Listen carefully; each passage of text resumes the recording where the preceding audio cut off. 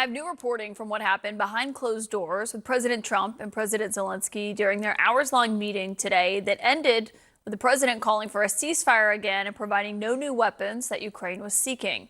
Sources described today's White House meeting as tense, frank, and at times uncomfortable, according to the reporting from me and my colleague Kristen Holmes. After that meeting ended, we saw the president come out and call on Russia and Ukraine to stop the war at its current battle lines. They should stop the war immediately. You go by the battle line wherever it is, otherwise it's too complicated. You'll never be able to figure it out. You stop at the battle line, and both sides should go home, go to their families, stop the killing, and that should be it.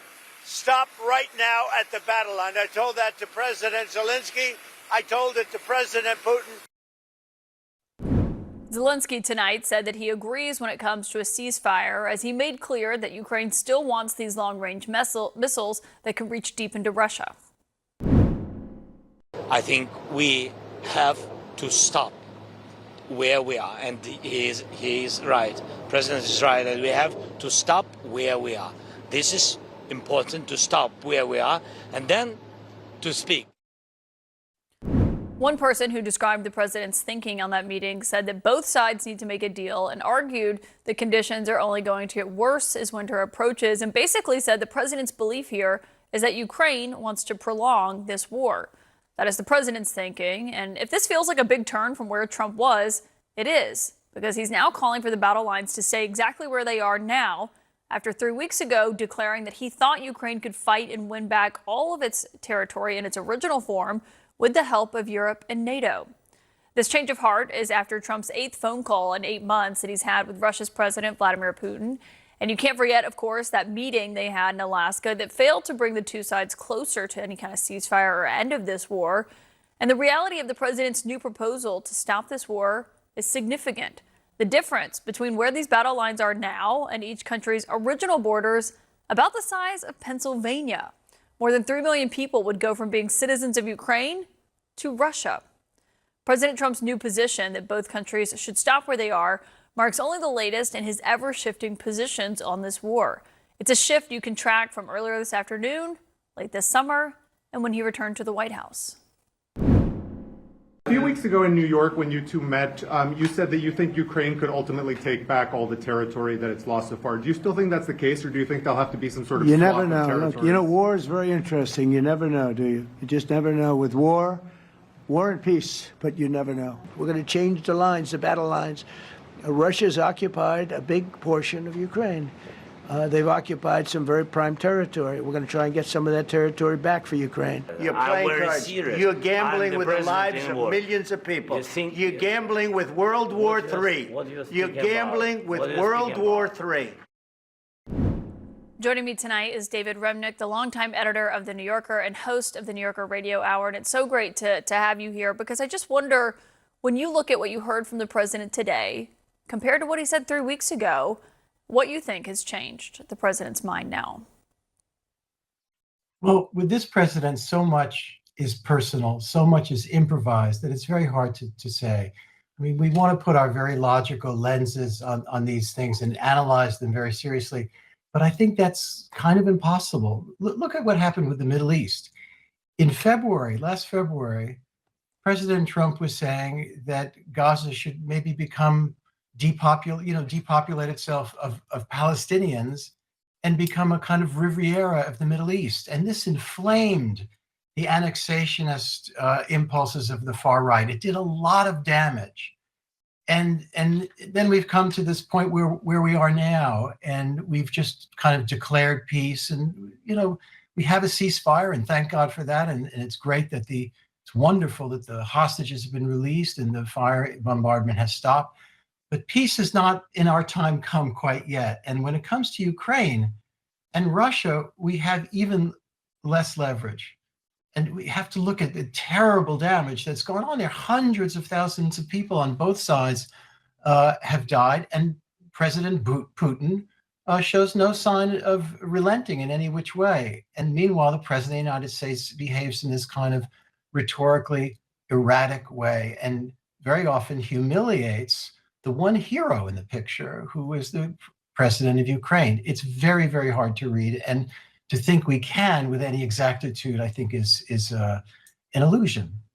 Yeah, I mean, he said that 3 weeks ago. Then he sounded open to giving them these Tomahawk missiles that Ukraine very much wants. They're made by Raytheon. They were meeting with Raytheon executives in Washington while the president was there. And then he goes into this meeting so clearly wanting that. But it was clear after Trump's phone call with Putin yesterday that this was not likely going to happen. I want you to hear what Zelensky said today about these missiles that he's asking for. Are you more or less optimistic that you are going to get those Tomahawks? I'm realistic. I mean, he's laughing there. I wonder what you made of that. He knows he's not getting them. He knows he's not getting them. It's the one difference between this meeting and the dramatic meeting in February is there was no public humiliation. That was one of the most, cringe-making, horrific diplomatic events in the recent history of the United States. It was just terrible to see the humiliation of a heroic figure, a figure that's fighting for the freedom and independence of his own people and for Europe as well, to be humiliated by the president of the United States. Today, this took place in private.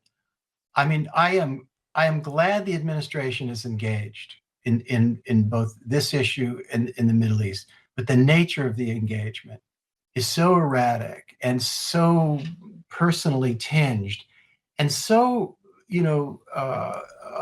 it's filled with the language of salesmanship and personal relationships. And, if you declare peace, you have peace. That's an illusion.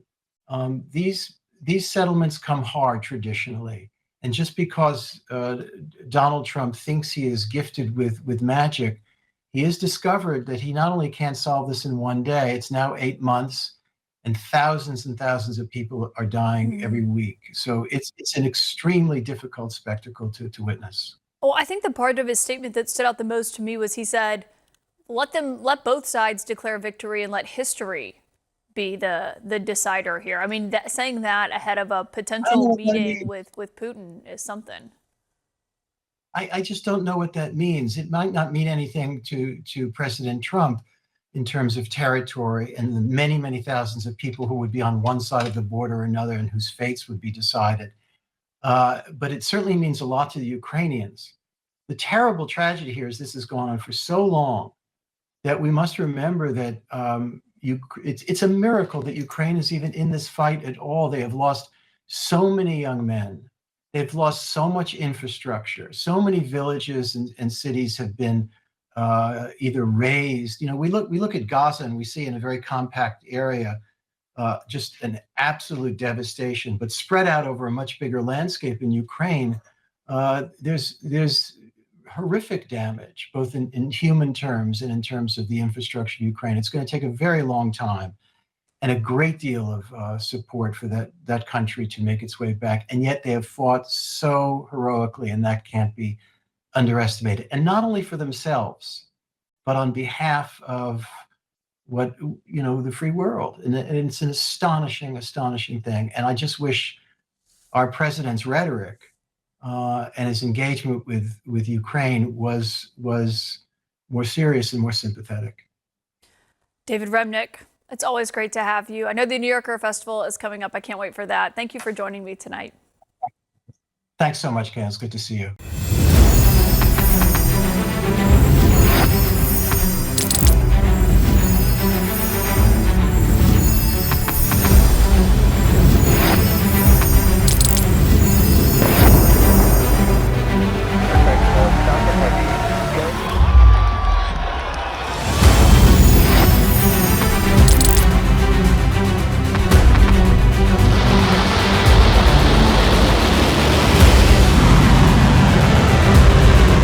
Been fighting so long and so hard that they don't know what the they're doing.